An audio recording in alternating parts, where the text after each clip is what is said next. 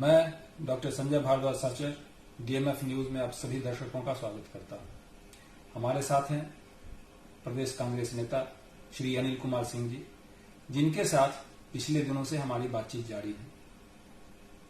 आज पिछली छूटी हुई बातों के बाद उसी बात को हम आगे बढ़ाते हुए इनसे चंद सवाल करना चाहते हैं। सर, डीएमएफ न्यूज में आपका बहुत बहुत स्वागत है।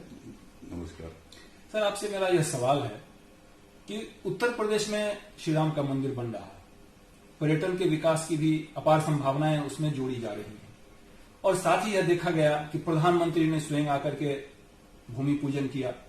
उत्तर प्रदेश के मुख्यमंत्री योगी जी की सक्रिय भूमिका उसमें नजर आ रही है। यहाँ पर जो सीता मंदिर जी के बाद के निर्माण, सीता माता के जो मंदिर की बात की निर्माण हो रही है, उसमें आप सामाजिक स्तर से, व्यक्तिगत स्तर से लोगों में जागरूकता फैला रहे हैं और लोगों में चर्चा जारी हो गई है।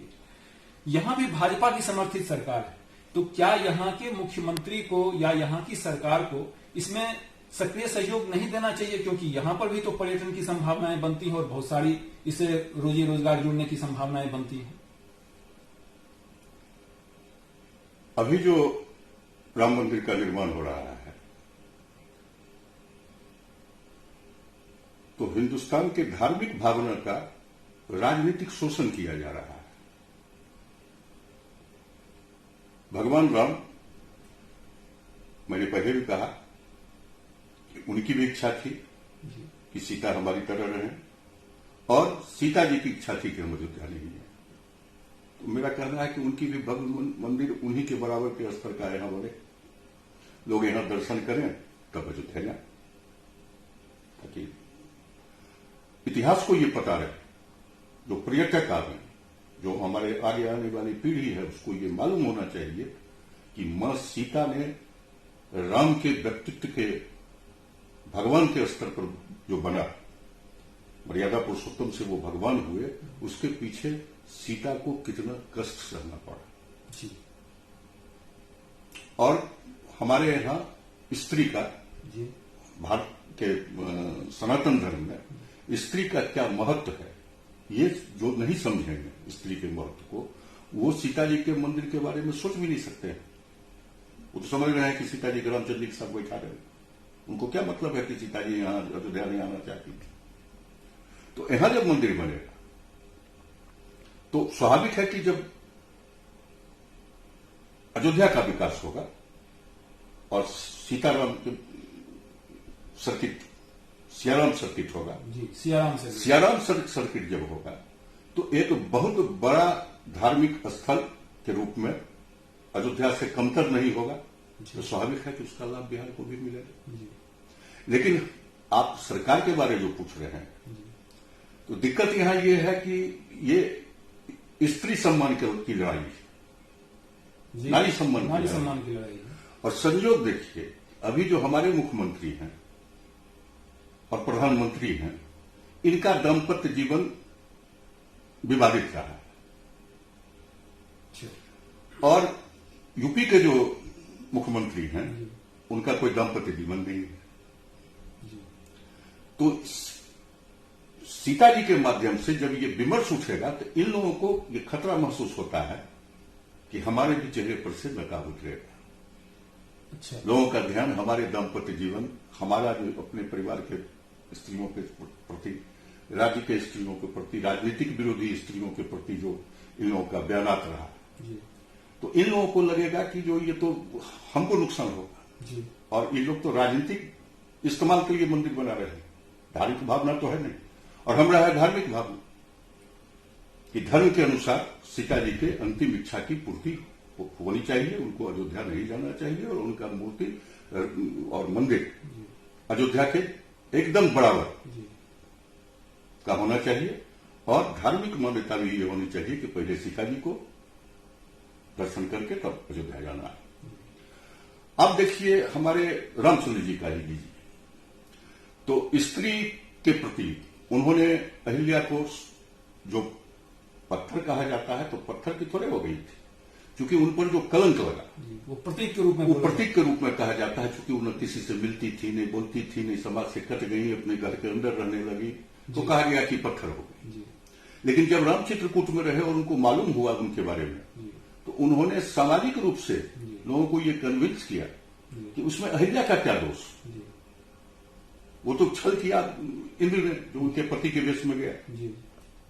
इसलिए फिर से अहिल्या को उन्होंने सोसाइटी में सम्मानित कराया और फिर समाज उनको अपना देवी के रूप में, अच्छी स्त्री के रूप में स्वीकार किया और इसी को प्रतीक के रूप में कहा गया कि वो पत्थर हो गई थी तो उनको ये छू दिए थे। वो फिर से फिर देखिए, जब अयोध्या में वो रावण वध करते हैं और मंदोदरी हमेशा रावण के इस कृत्य का विरोध करती रही, तो वैसे विदुषी महारानी को जब विभीषण राजा होते तो उपचित हो जाती, महारानी नहीं रहती और किसी न किसी कारण से सती भी हो जाती। तो राम ने अपने एक स्त्री की मर्यादा का पालन किया, दूसरे विवाह की इजाजत पुरुष को उन्होंने नहीं दिया। लेकिन स्त्री को उन्होंने विभीषण से विवाह करा के मंदोदरी को ये समाज को मैसेज दिया, विधवा स्त्री को भी फिर से शादी करने का अधिकार है और उसको सम्मानित ही माना जाए, सम्मानित जीवन जीने का भी हक है। ऐसी ही स्थिति तारा के साथ भी हुई।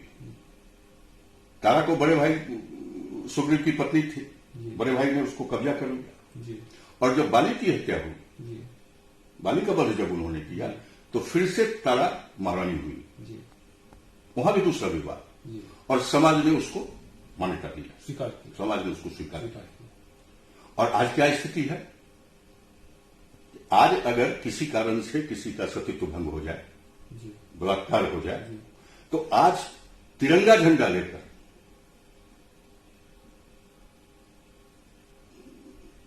रेप के दोषियों के पक्ष में सरकार के मंत्री ने जुलूस निकाला कठुआ।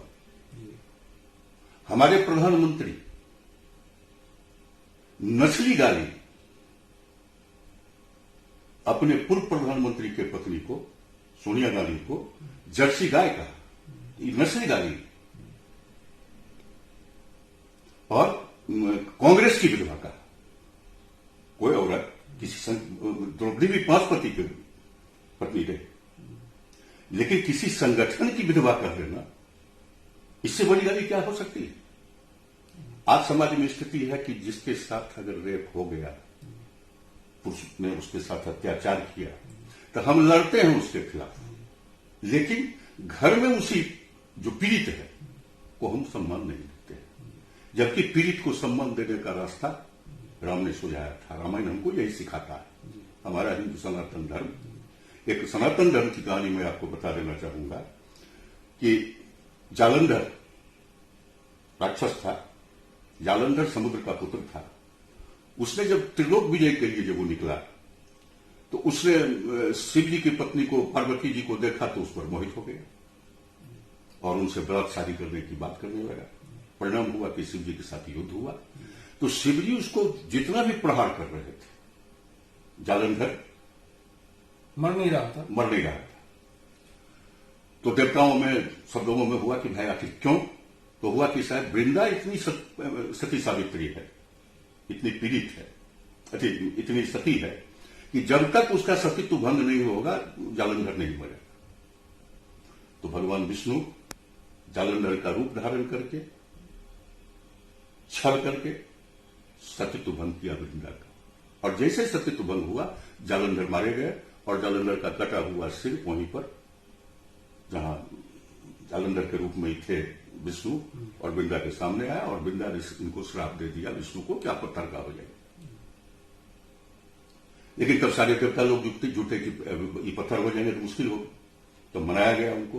तो तय हुआ कि तुलसी चौड़ा हर घर में विष्णु के रूप में रहेंगे और उनके सर पर सतीत्व भंग की हुई नारी, जिसका सतीत्व भंग कर दिया गया था, उस वृंदा को तुलसी के रूप में, तुलसी का पौधा जो आप देखते हैं आज हर हिंदू के घर में, तुलसी को वृंदा कहा जाता है। वो वृंदा सती का रूप है उसी घटना के कारण, और वो जो तुलसी चौड़ा है उसमें भगवान विष्णु का वास है। तो हमारा धर्म तो स्पष्ट है कि स्त्री को अगर पुरुष से वो पीड़ित भी हुई है, उसका सतीत्व भंग हुआ है, उसके बाद भी सजा पुरुष को मिला है, स्त्री को सम्मान दिया गया है। आज स्थिति ठीक उल्टा है। तो अगर सीता जी को फिर से यहां स्थापित किया जाएगा और इस विषय पर जब विवाद बढ़ेगा तो हमारे समझ से हमारे देश में फिर से नारियों की प्रतिष्ठा उसी काल के तरह नारियों की प्रतिष्ठा बढ़ेगी और नारी शक्ति का बहुत बड़ा आंदोलन होगा अगर सीता जी की मूर्ति यहां लगा के अयोध्यावासी माफी मांगते हैं और यहां से ही राम सर्किट के दर्शन की शुरुआत हो। यहां से दर्शन करने के बाद ही और उसके बाद बिहार में राम से जुड़ा हुआ बहुत जगह है। आप सीतामढ़ी के बगल में जनकपुर है प्रदेश में नेपाल, वहीं पर वाल्मीकि नगर है जहां वाल्मीकि आश्रम कहा जाता है, वहीं लवकुश का जन्म भी हुआ। यही है हमारा गया का जो जहां हम लोग पिंडदान करते हैं, विश्व के लोग आते हैं और सीता से जुड़ा हुआ है। क्योंकि दशरथ जी को जब पिंडदान करने गए भगवान तो सीता जी साथ में थी, किसी कारण से राम उठ के कोई दूसरा विधान करने गए और पिंड रखा हुआ था, दशरथ जी ने हाथ बढ़ा दिया, सीता जी ने पिंड उनको दे दिया। तो स्त्री को श्राद्ध में भाग लेने का अधिकार नहीं है, लेकिन पहली घटना है कि कोई मृत व्यक्ति हाथ बढ़ा के सीता जी से स्त्री से ही पिंड लिया गया क्षेत्र में। जो रामचंद्र जी का जो जन्म हुआ जिस यज्ञ से, उस यज्ञ के जो ऋषि थे, लखीसराय जिनका था श्रृंगी ऋषि का तपोवन या जो कहिए उनका आश्रम लखीसराय में है। यहां मान्यता है कि देवघर जो सुल्तानगंज से हम लोग पैदल जाते हैं, इसकी शुरुआत भगवान राम और सीता ने कांवड़ लेके किया था। अच्छा। सीता कुंड है मुंगेर में, तो अगर ये बनेगा, यहां मूर्ति स्थापित होगी सीता जी और धार्मिक मान्यता यहां की जो है, इसको जब सीताराम सर्किट से जोड़ा जाएगा, रामायण सर्किट या राम सर्किट से नहीं काम चलेगा। जैसे ही जो सीताराम सर्किट होगा तो संपूर्ण भारतवर्ष में इस पर्यटन का, धार्मिक पर्यटन के कारण विकास का लाभ सिर्फ अयोध्या तक सीमित नहीं रहेगा बल्कि संपूर्ण भारतवर्ष को होगा। दूसरा, विश्व के सारे वो देश जो रामायण जहां प्रचलित है, जैसे यहां गौतम बुद्ध का गया में सारे देश का मंदिर है, सारे देश के लोग फंड देते हैं विकास में, रोड में, सड़क में, तो विश्व गुरु बनने का जो भारत का सपना है वो सिर्फ और सिर्फ इसी माध्यम से हो सकता है कि अगर सीता जी को पुनर्स्थापित करके हम अपनी गलतियों को, स्त्री के प्रति जो हमारा सम्मान हमारे समाज में घटा है उसको फिर से प्रतिस्थापित भी करेंगे और साथ साथ भारतवर्ष का भविष्य भी बहुत उज्जवल होगा और धर्म गुरु बनने का इसका सपना पूरा होगा।